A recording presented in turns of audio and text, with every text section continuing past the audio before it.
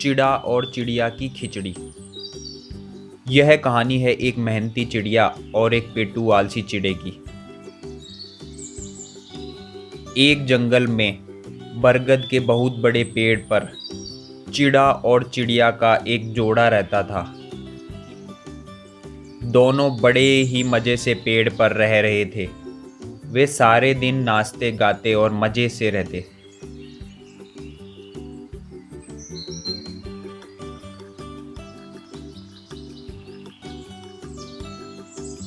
चिड़िया बड़ी ही सीधी सादी और भोली थी, लेकिन चिड़ा बहुत ही चालाक और कामचोर था।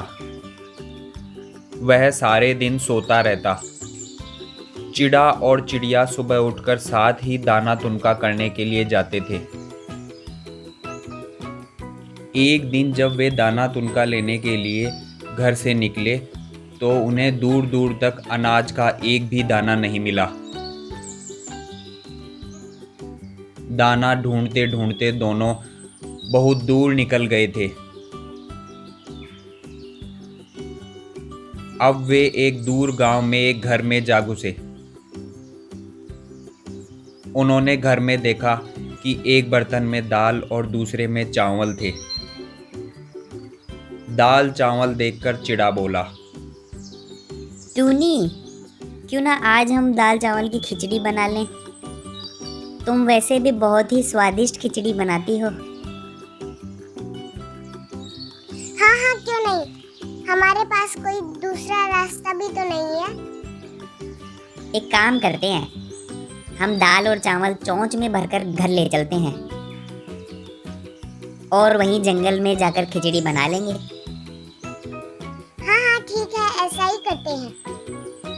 अब चिड़ा और चिड़िया दोनों दाल और चावल चोंच में भरकर वापस लौट आए और खिचड़ी बनाना शुरू कर दिया। खिचड़ी की खुशबू चारों ओर फैल गई। चिड़ा चालाक और कामचोर होने के साथ साथ पेटू भी था। खिचड़ी की खुशबू से उसे एक चालाकी सूझी। अब चिड़े ने सोचा, अगर ये खिचड़ी हमने आधी आधी खाई तो मैं भूखा रह जाऊंगा, मेरा पेट नहीं भरेगा। कुछ ना कुछ करके इस चिड़िया को यहाँ से दूर भेजना पड़ेगा ताकि मैं ये खिचड़ी खा जाऊं। देखो टूनी, अभी ये खिचड़ी बहुत गर्म है और गरम गरम खिचड़ी खाने से मुंह जल जाएगा। इसलिए जब तक खिचड़ी ठंडी नहीं होती तब तक हम क्यों ना नहा लें।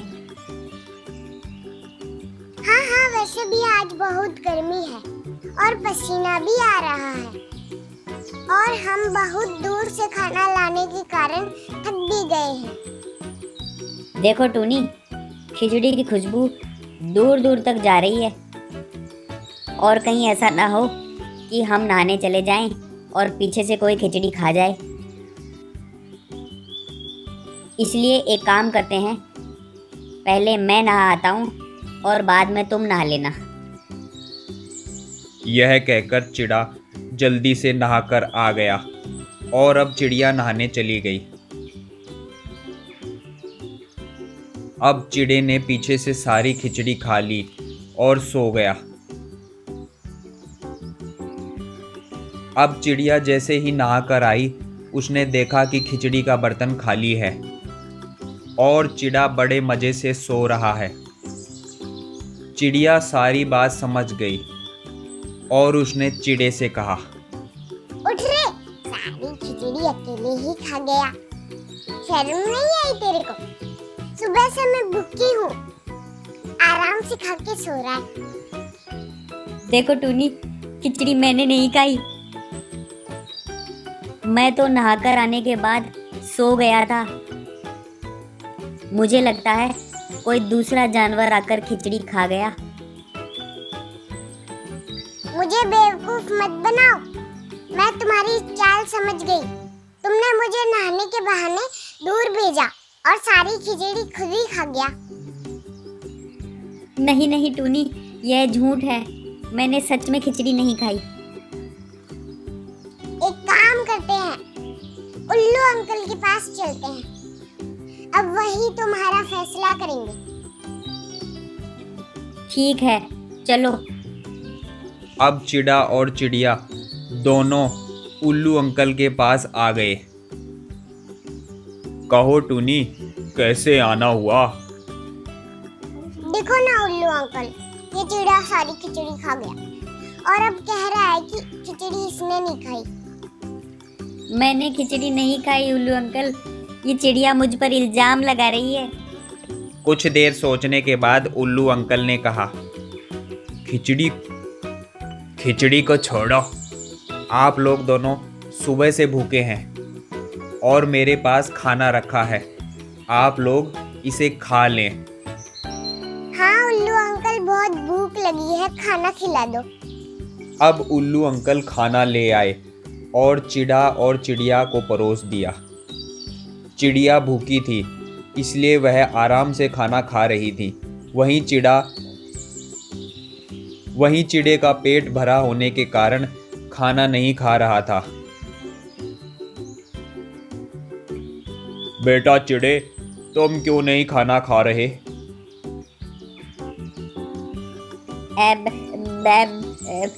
मेरे पेट में दर्द है।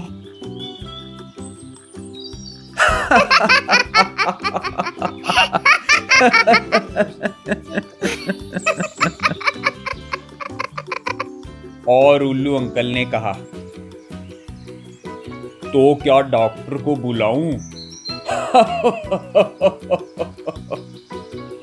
चलते चलते कट जाए रास्ते, जिंदगी यूं ही चलती रहे।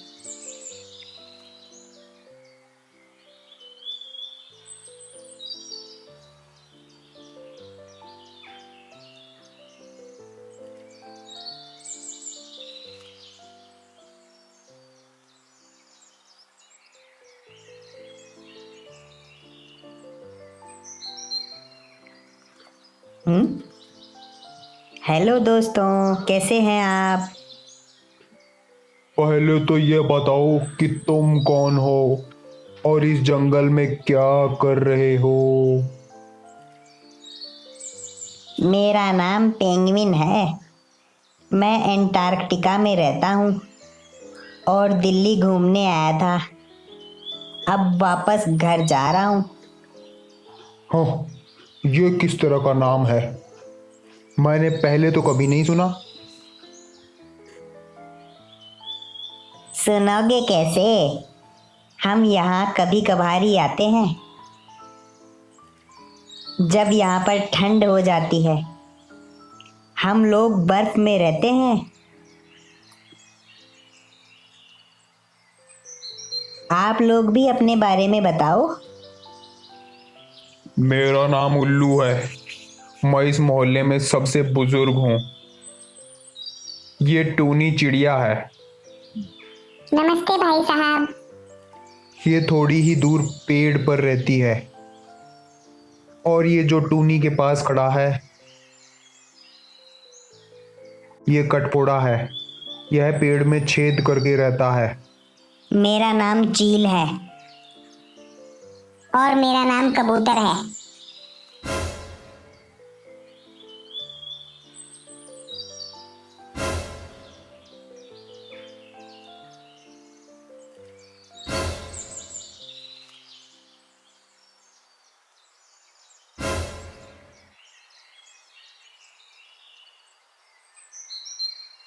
खैर, ये सब तो ठीक है, लेकिन आप लोग एक बात बताओ, ये आप लोगों के शरीर पर चोट के निशान कैसे हैं? और आप में से कईयों के पंख या पैर कटे हुए क्यों हैं?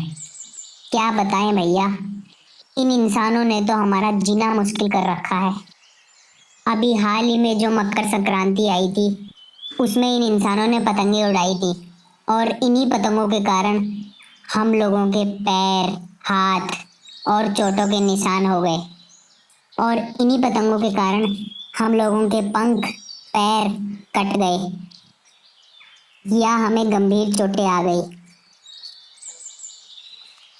ये लोग पतंग उड़ाने के लिए जिन धागों का उपयोग करते हैं वह बहुत ही बारीक और मजबूत हैं। एक बार उसमें यदि फंस गए या टकरा गए तो गंभीर चोटें लग सकती है या जान भी जा सकती है। ये सब चोटों के निशान उन्हीं पतंगों के धागों के हैं। वो क्या कहते हैं, चाइनीज मांजा। वह तो बहुत ही खतरनाक है। इससे तो इंसान कट भी जाते हैं। बढ़िया है ना, कटने दो, तभी तो इनको एहसास होगा कि हमारे ऊपर क्या बीतती है। ये लोग जब तक खुद नहीं चोटिल होंगे तब तक इन्हें समझ नहीं आता, और जब तक इनकी पतंगों से कटने की फोटो अखबार में नहीं छपती तब तक इन्हें समझ नहीं आता, और फिर 1-2 दिन पतंग नहीं उड़ाने का नाटक करेंगे और बाद में फिर वैसे ही हो जाएंगे। ये दूसरों के बारे में नहीं सोचते, और तो और पतंगों के साथ डीजे भी बजाते रहते हैं। उससे इतनी आवाज़ होती है कि जीना मुश्किल हो जाता है। हम चीलों की तो कई प्रजातियां इन लोगों ने अपनी बेवकूफ़ी से नष्ट कर दी, वो किडनी खराब करने वाली दवाई खिलाकर। इन लोगों की वजह से हमने अपने कई साथियों को खो दिया। बेचारी मेरी दोस्त सोन चिड़िया का तो सफाया ही हो गया है। और तो और पहले तो ये लोग जंगल में नहीं आते थे, आजकल तो इन लोगों ने जंगल को भी नहीं छोड़ा। ये लोग जंगलों में पेड़ काट कर रहने लग गए हैं, और अब इनका कोई भी त्योहार आता है तो जोर जोर से आवाज़ में डीजे चलाकर पूरे वातावरण को दूषित कर देते हैं। हम न तो सो पाते हैं और न ही चैन से जी पाते हैं। इन लोगों ने तालाबों को भी गंदा कर दिया है। ये लोग तालाबों में इतना दूषित पानी छोड़ते हैं कि उसको पिया भी नहीं जा सकता। एक बात बताओ, आप सभी के शरीर में चोटें लगी हैं, पर उल्लू भैया के क्यों नहीं हैं? वे सही सलामत कैसे हैं? ये सभी लोग दिन में बाहर निकलते हैं और मैं रात में। यही कारण है कि मैं इंसानों से बचा हुआ हूँ और सही सलामत हूँ।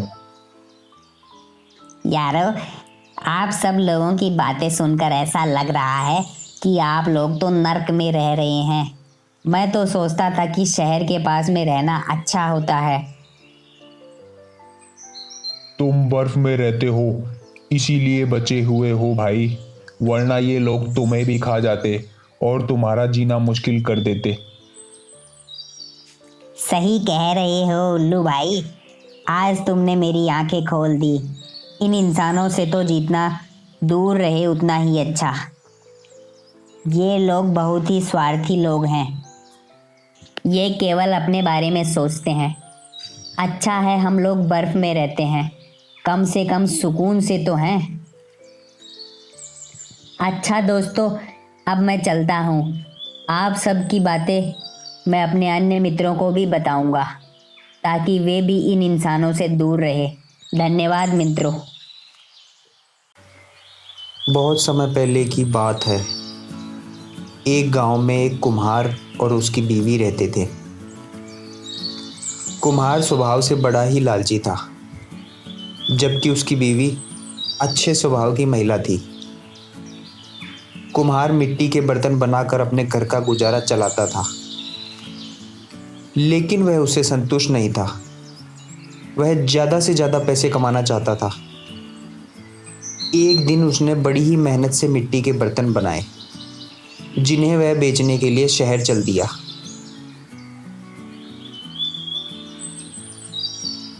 उसे अब की बार अपने मिट्टी के बर्तन का अच्छा दाम मिलने की उम्मीद थी, लेकिन अब की बार भी उसे बर्तनों का पहले वाला दाम ही मिला और उसने उसी दाम पर अपने सारे बर्तन बेच दिए। बर्तन बेचते बेचते शाम हो गई। उसके बाद वह अपने घर के लिए निकल लिया।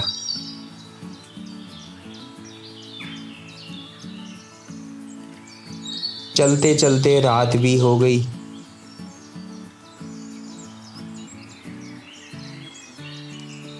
घर जाने के लिए उसको एक जंगल से गुजरना पड़ रहा था।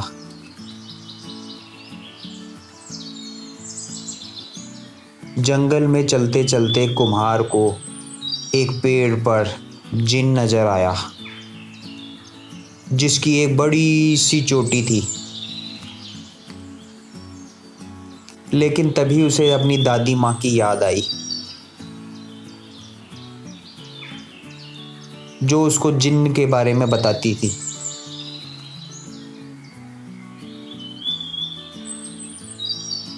वह याद करने लगा कि उसकी दादी माँ कहती थी कि यदि एक बार जिन्न की चोटी हाथ में आ गई तो वह तुम्हारी सारी इच्छाएं पूरी कर देता है। कुम्हार ने एक तरकीब सोची और उसने जिन्न को बोला, हेलो जिन, हेलो जिन, इधर देखो, इधर इधर। क्या हाल है?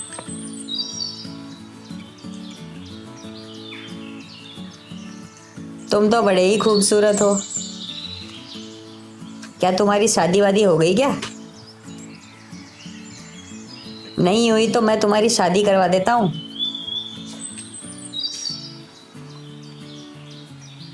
मैं एक परी को जानता हूँ जो जिन्न से शादी करना चाहती है।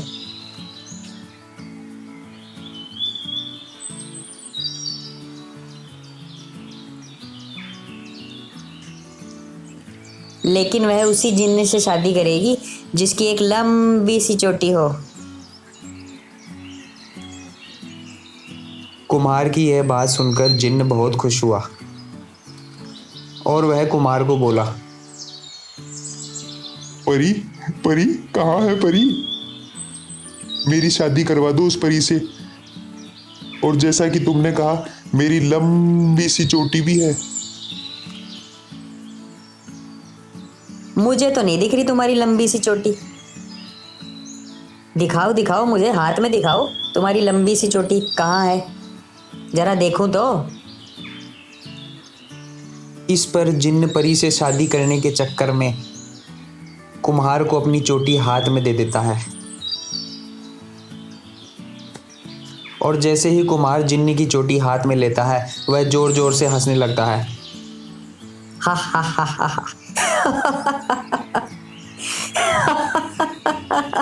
अब तुम मेरे गुलाम हो। मैंने तुम्हारी चोटी अपने हाथ में ले ली है। अब मैं जो बोलूँगा वो तुम्हें करना पड़ेगा। अब तुम मेरी सारी इच्छाएं पूरी करोगे। जिन्न ने बोला, हुकुम करो मेरे आका, हुकुम करो। सबसे पहले तो तुम मेरे घर को आलीशान बंगले में बदल दो और उसे उठाकर जमींदार के घर के बगल में रख दो। इसके बाद कुम्हार ने बोला, तुम मेरी बीवी को भी गहने से भर दो। हमारे घर में हीरे जवाहरात रख दो। जो हुकुम मेरे मालिक। जिन्न ने ऐसा ही किया। अब कुम्हार जिन्न की चोटी पकड़कर उसे घसीटकर घर की ओर ले जाने लगा। अब जब कुम्हार घर पहुंचा तो उसने देखा कि पूरा घर हीरे जवाहरात से भरा हुआ है। कुम्हार ने सारी बात अपनी बीवी को बताई। कुम्हार की बीवी ने कहा, देखो जी, किसी को ऐसे गुलाम बनाकर रखना अच्छी बात नहीं है। हैं, तुम और तुम्हारी ये बातें। बड़े सालों बाद तो कोई जिन्न हाथ लगा है। अब मैं इससे सालों का हिसाब लूंगा, तुम देखती जाओ। इसके बाद कुम्हार और उसकी बीवी के दिन पूरी तरह से बदल गए। जमींदार की बीवी और अन्य गांव की महिलाएं कुम्हार की बीवी के गहने देखने आने लगी। कुछ दिनों बाद दिवाली आने वाली थी और कुम्हार की बीवी ने कहा, अजी सुनते हो, क्यों ना हम घर की सफाई कर लें? दिवाली भी आने वाली है, घर भी साफ हो जाएगा। अजी मोहतरमा, तुम क्यों दुखी होती हो? अपने पास वो गुलाम जिन्न है ना, उसी से करवा लेंगे सारी सफाई। इसके बाद कुम्हार ने ताली बजाई और जिन्न हाजिर हो गया। कुम्हार ने जिन्न को कहा, देखो जिन्न, दिवाली आने वाली है, ये पूरा घर साफ चाहिए मेरे को। जल्दी से काम पे लग जाओ। जो हुक्म मेरे मालिक। और जिन्न घर की सफाई करने लगा। घर में जिन्न सफाई कर ही रहा था कि उससे वह बर्तन गिर गया जिसमें जिन्न की चोटी थी। जिन्न ने चोटी को उठा लिया और कुम्हार के पास गया। जिन्न ने कुम्हार से कहा, तुम एक बहुत ही घटिया आदमी हो। तुमने चालाकी से मेरी चोटी चुरा ली और मुझे गुलाम बना लिया। लेकिन अब मैं तुम्हारी वो हालत करूंगा जैसे तुम पहले थे। यह कहकर जिन्न ने कुम्हार का घर वैसा ही कर दिया जैसे पहले था और उसके सारे गहने भी ले लिए। कुम्हार अब बहुत दुखी हो गया। कुम्हार की बीवी बोली, अजी दुखी क्यों होते हो? तुम्हारे हाथों में जो बर्तन बनाने का हुनर है उसे दोबारा शुरू कर दो। इसके बाद कुम्हार फिर से बर्तन बनाने लगा। इस कहानी से हमें शिक्षा मिलती है कि हमें लालच नहीं करना चाहिए। जिस प्रकार कुम्हार अमीर बनना चाहता था और उसने लालच किया, लेकिन बाद में उसको अपने किए की सजा मिल गई। कंजूस सेठ और भगवान विष्णु।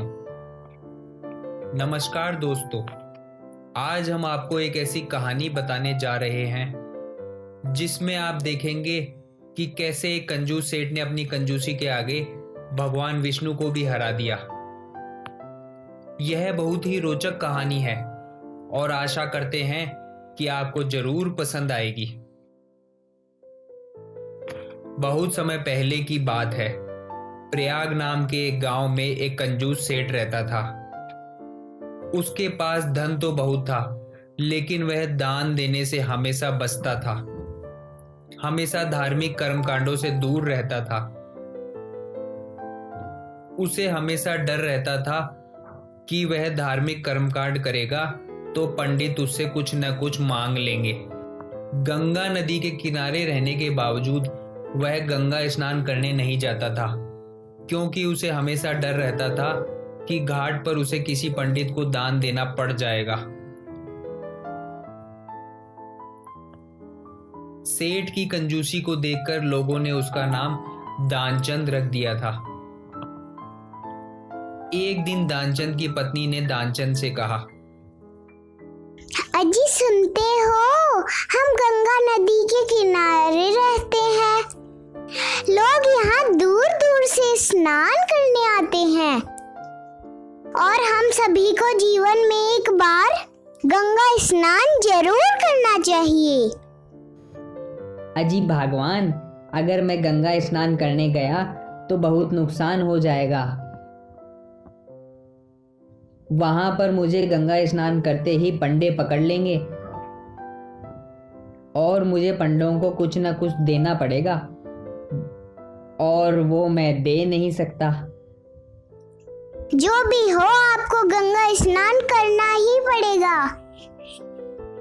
पत्नी के बार बार कहने पर दानचंद मान गया और अगले दिन शमशान घाट पर चला गया, जहां सभी का अंतिम संस्कार किया जाता है और बाकी समय वहां पर कोई नहीं रहता, यह सोचकर कि चुपके से गंगा स्नान कराऊंगा। लेकिन यह सारी घटना भगवान विष्णु वैकुंठ से देख रहे थे और देखते देखते ही उन्हें एक मजाक सूझा और भगवान विष्णु ने कंजूस सेठ की परीक्षा लेने की सोची।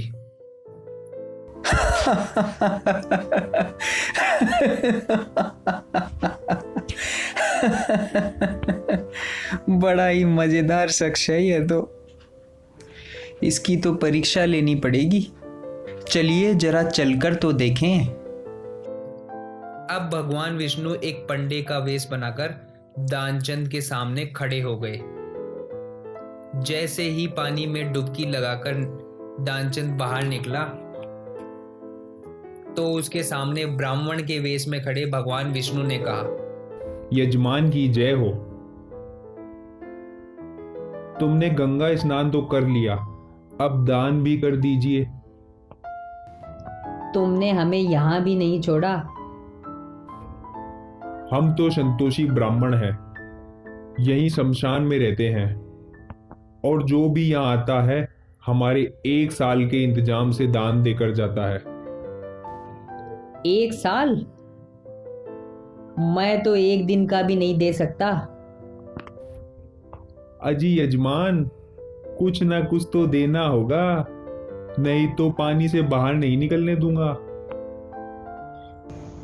ई का मुसीबत है,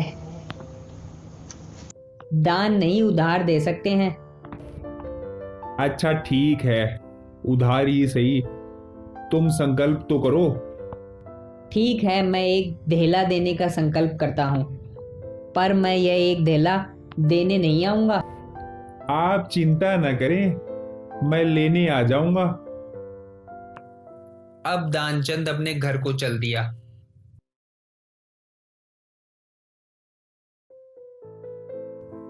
जैसे ही दानचंद घर पहुंचा, पीछे से विष्णु जी भी ब्राह्मण का वेश लेकर आ गए और घर के दरवाजे पर आकर बोले, यजमान की जय हो, दिया हुआ संकल्प पूरा करें यजमान।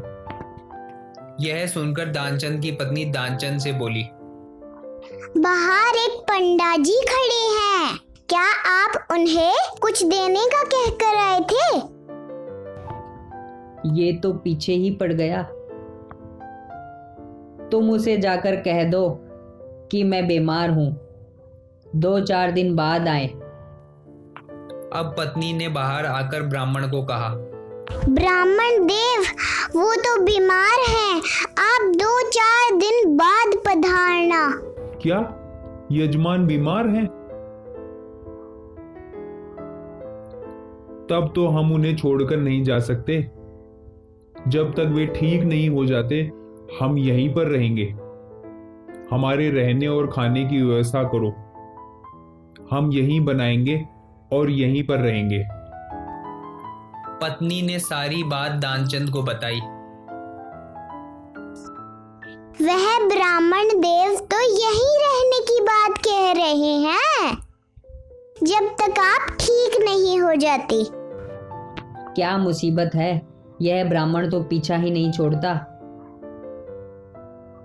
तुम एक काम करो, ब्राह्मण देव से कहना कि मैं मर गया। अब पत्नी ब्राह्मण के सामने आई और जोर जोर से रोते रोते कहने लगी, क्या करूं, मेरे पति मर गए हैं। क्या? यह तो बहुत बुरा हुआ। आप अकेली महिला अब कैसे अंतिम संस्कार की व्यवस्था करोगी? मैं पूरे शहर में सभी को यह सूचना दे देता हूँ और अंतिम संस्कार की व्यवस्था करवाता हूँ। नहीं नहीं ब्राह्मण देव, आप क्यों कष्ट करते हैं? ब्राह्मण देव नहीं माने और सभी को खबर कर दी और सभी को दानचंद के घर बुला लिया। वहीं अंदर दानचंद भी इतना कंजूस था कि सांसें रोककर लेटा रहा। अब दानचंद के शरीर को अर्थी पर लेटा दिया गया और शमशान घाट की ओर ले जाने लगे। दानचंद को चिता पर लेटा दिया गया और उसे अग्नि देने ही वाले थे कि ब्राह्मण के वेश में खड़े श्री विष्णु जी ने सोचा कि इस कंजूस से तो हम ही हार गए, और कहा, अभी आग मत लगाओ, हम उसके कान में कुछ मंत्र बोलेंगे।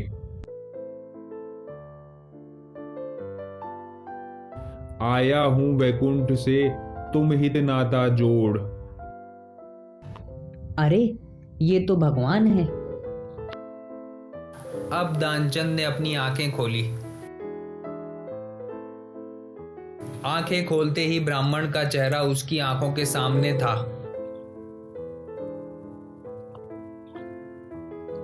दानचंद ने यह देखकर फिर से आंखें बंद कर ली। कुछ लेंगे नहीं, तुम ही वरदान मांग लो। बस मेरा एक ढेला छोड़ दो। और इस तरह से भगवान ने दानचंद की कंजूसी के आगे हार मान ली और उसका धेला छोड़कर चले गए। दानचंद को भगवान विष्णु का पता भी नहीं चला।